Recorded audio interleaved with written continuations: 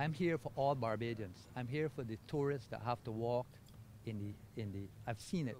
This is a year ago that I talked about this sewage bubbling. I was so it's not right. It's not what we are accustomed to in Barbados, right? So I made Barbados. I'm not a Barbadian, but I made Barbados my home, and this is not what I'm accustomed to. 3 weeks ago, we were walking on Sunday on the boardwalk, and next to Tapas, there's a drain that goes to the ocean, and it was flowing straight into the ocean. We complained to the NCC worker that it's by the rocks, and basically she kind of just brushed it off. But we told her, the tourists don't know what's happening in Barbados. They only landed yesterday. They don't know what's happening. They go jump in the ocean. Exactly. Anyway, and when we walked back to go back home, about an hour later, the gentleman from Tapas was ranting at her because obviously his business was being tremendously affected. This was a Sunday at lunchtime. So yeah, that was only 3 weeks ago. So that's over a year.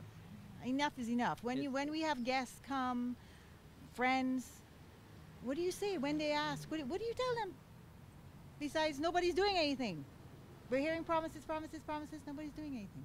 It's unacceptable. Yeah, this is my post office. I can't go to the post office today because it's closed. Which post office are you forced to go to now? If I had to go to the post office, I'd probably have to go to Britton's Hill. When I could walk here.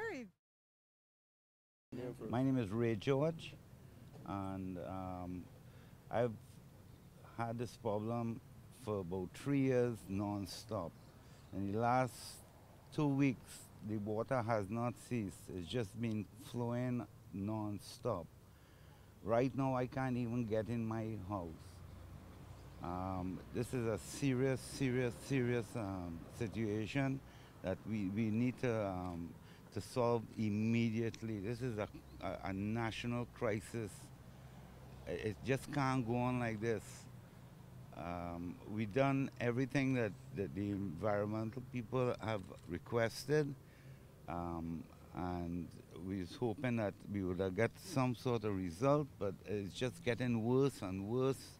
And I think we need to get something done immediately. A lot of people are getting sick. A lot of businesses are shutting down. A lot of workers are complaining that they just. It has to stop immediately. Someone has to come and deal with the situation. This is a national crisis. It just can't go on like this anymore. My family, for the last 3 weeks, we've been going to the doctors and taking blood tests, and it's not good. It's not good at all. What has the doctor said? Well, they have a virus. It's a virus in the system, and we're trying our best to see what we could do. The last 2 weeks, we spent over $1,000 on blood tests and every kind of test, and the itching. And I live just across the street. If you would like to come and take a picture and see exactly what I am up against, you will understand. It's not good at all. And the main thing to get access is retroviruses and hepatitis A. So they get a lot of gastroenteritis, and that's the biggest problem that people get frequent diarrhea and vomiting and that sort of thing. Exactly what Thank you so much for coming out to our press conference here at the Worthing Post Office. Sorry to have kept you here so long and to deal with the smell that everybody's had to deal with for so long here in Christ Church South and Christ Church West and the whole Worthing area. We have decided to ask you to come here today to hear not only the problems that the residents in this community have had to deal with for 12 months now, but also to hear from us as the candidates in Christ Church, so that the people understand that we are pressing for this to be fixed, and fixed as quickly as possible. This is a major health problem. Exposure to sewage gives you a significant risk of gastroenteritis, hepatitis A, significant enterovirus problems, significant retrovirus problems, Escherichia coli bacteria, and a whole host of problems with diarrhea and all sorts of issues that can be a major health issue. No wonder we're having a big problem with gastroenteritis in Barbados. When people are walking by, people are being splashed. You get the bacteria and the viruses on your car and your car wheels, and then you carry that home. A child touches it, and they get all sorts of problems. And this has been an issue that's been going on for 12 months. It was first raised by the leader of the opposition in 2015. We knew and we heard from Patricia Innes that the South Coast Sewage Project was at risk of collapsing. And nobody has done anything. We heard about thousands of dollars being brought in for pumps and it was going to be fixed. And every time they said it was going to be fixed, it has not been fixed. This is no longer crisis management. This is disaster management. And it's an absolute disaster for the residents and for the businesses in this community.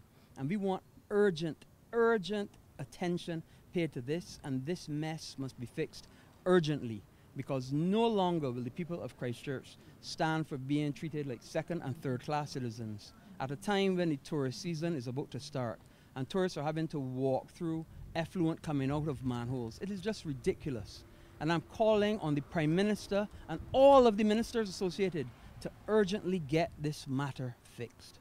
I also have with me here Wilfred Abrahams, the candidate for Christ Church East, and the candidate for Christ Church South, Ralph Thorne. And I'm going to ask Ralph to speak also on certain aspects of how it's affecting the residents and the businesses in the area. Ralph? Thank you, William, and good evening to members of the press and the public, those who've come out to support the cause. I want to remind those who are affected by this crisis of their legal rights. Clearly there's a social and a political problem as well, but I want to encourage those who are affected, not only the residents, not only those who work here, but those who pass by this area every day. The law categorizes this as a public nuisance. And what that means is that somebody is responsible for this harmful activity which is affecting people, and they do have some legal recourse. Now, I'll go by way of example. You know there's a pothole problem in Barbados, and the Ministry of Public Works normally invites people to come into the ministry and to be compensated for damage to their vehicles. That is a public nuisance. That is the ministry's way of acknowledging and accepting that they have legal responsibility whenever government creates a public nuisance. Similarly here, this problem is affecting businesses, it is affecting individuals, it is causing harm to the businesses, it's causing financial and economic harm to businesses. It possibly could cause physical harm to persons in terms of their health. All they have to do is to prove and establish the loss that they've suffered. Either they lost the business or lost their good health. And they have a cause of action against the government. And let me particularize it. Let me not say the government. Let me say the Barbados Water Authority, because the Barbados Water Authority has admitted by way of public statements that they are the department responsible for this scourge. Now, I mentioned government departments. Right now we are standing in front of a government department which has closed due to this hazard. This is the post office right here behind us. They have acknowledged that there's a problem existing. They have acknowledged that their workers and the public who come here are affected by this problem. Right now, I feel a little nausea having been here for the last half an hour and smelling this thing.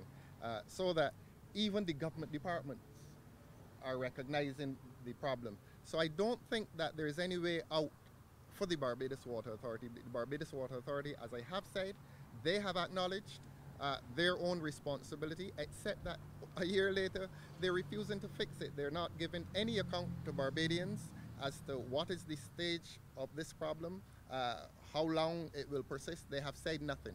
So my message is to the residents, the business persons, passers-by who are quite possibly affected, to consider taking legal recourse against the Barbados Water Authority, which has admitted liability in this matter. That's all I have to say. Thank you.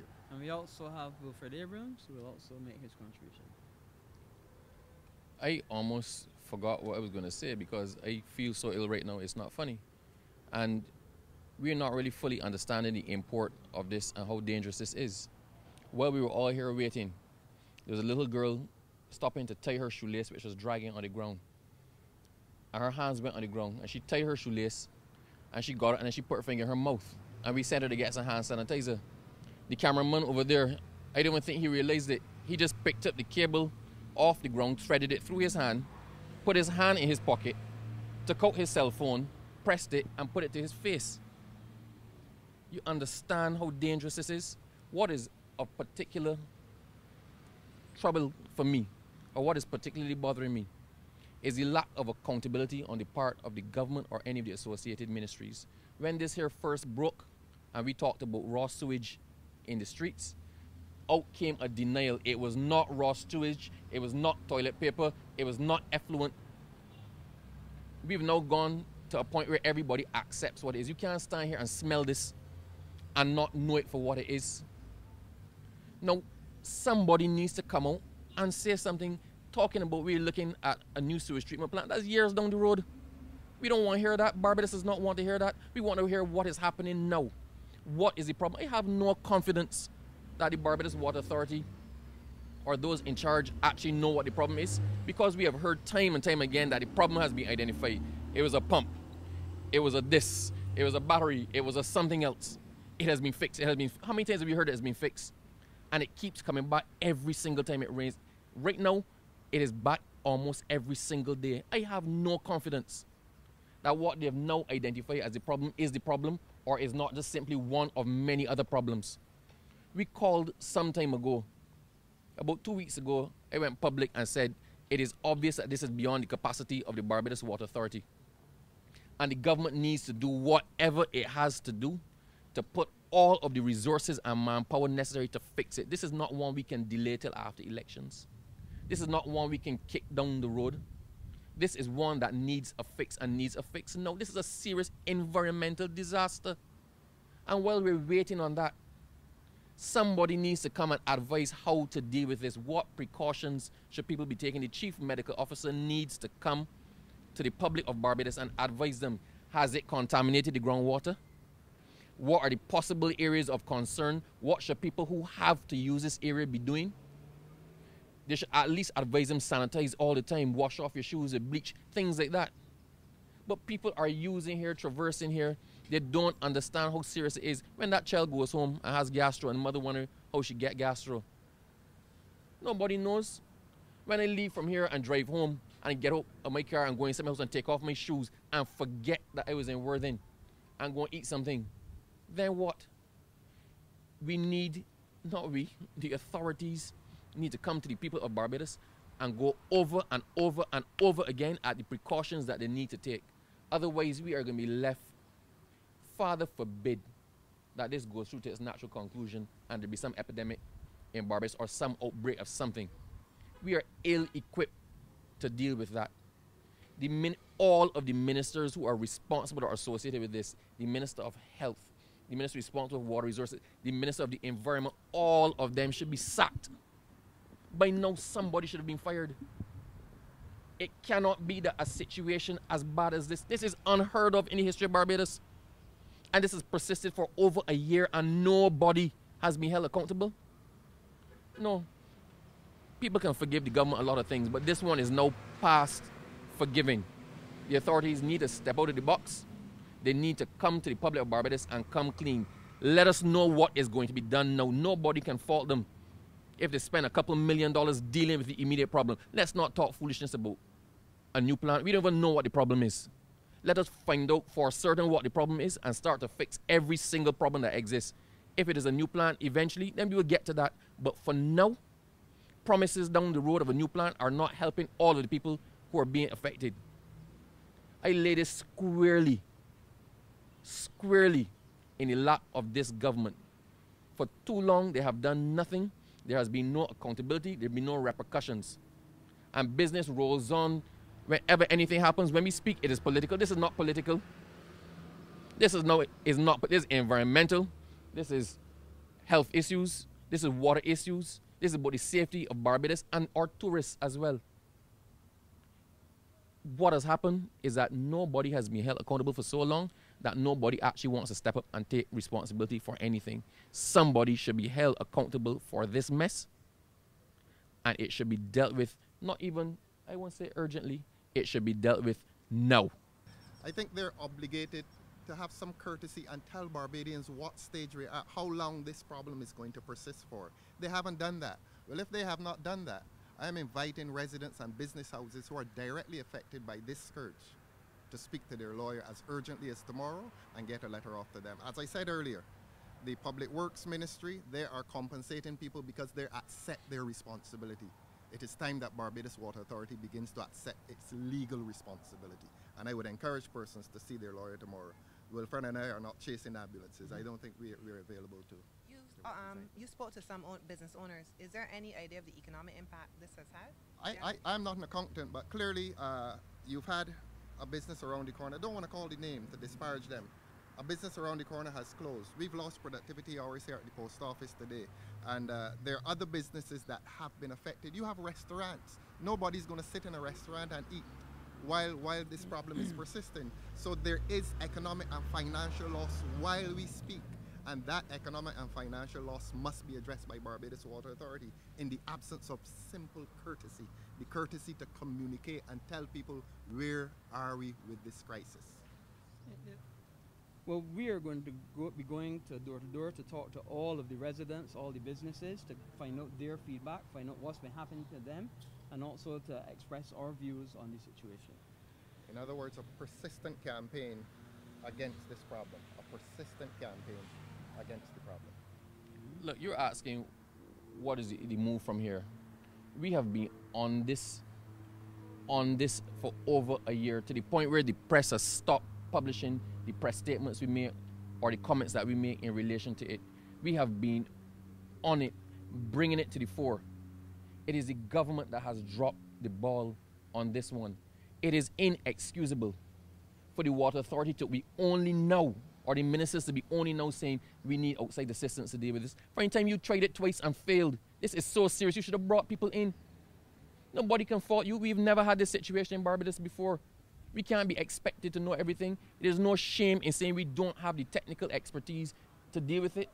The shame comes in having not admitted it for so long, and it has been allowed to continue for so long, that the repercussions, imagine what is going to happen when the tourist season hits in full flight and those tourists go viral, or those tourists start to go on Facebook and talk about the stench and take photographs of things spewing out from manholes. We begged the government to take it seriously and deal with it for the benefit of Barbadians, but at all costs before the tourist season starts. We should not be in a position now where the solution is not winding to an end, but just still trying to find out what the problem is to then decide how to fix it. It is squarely the fault of this government and the ministers responsible for the ministries, and they cannot escape it. They can't escape it, and no amount of bathing in the water and doing publicity stunts is going to help them. I would like to see some of them come and roll about in Worthing now.